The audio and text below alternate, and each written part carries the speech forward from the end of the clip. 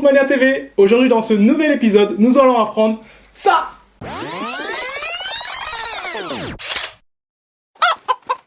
Nous allons apprendre la pizza au poulet. Mais vous pouvez aussi ajouter vos ingrédients favoris. Attention, ce message est destiné aux puristes de la pizza. Cette recette n'est pas faite avec une pâte à pizza, mais une simple pâte à pain. Car j'aime utiliser des recettes polyvalentes. Mais rassurez-vous, elle est succulente. Il vous faut pour cela une pâte à pain, la recette est ici.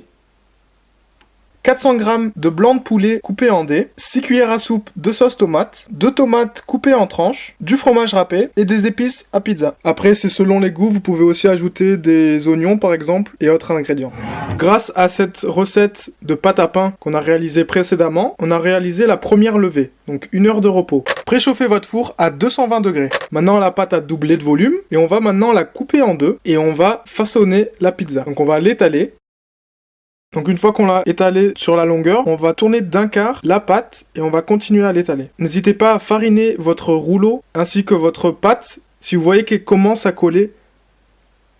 Moi je vous conseille d'utiliser le rouleau et d'enrouler la pâte sur lui, ainsi ça vous permettra de mieux le tenir lorsque vous le transférez sur la plaque de cuisson ou le plat à pizza. Ensuite, à l'aide d'une fourchette, vous allez piquer toute la surface de la pizza. Puis vous mettez 3 à 4 cuillères de sauce tomate, les tranches de tomates, les morceaux de poulet et le fromage râpé.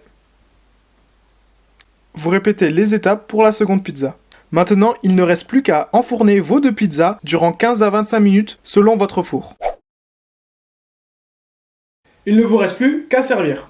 Dernier petit conseil, vous pouvez manger une pizza et garder l'autre au congélateur, emballée dans du papier d'aluminium, elle se conservera très bien.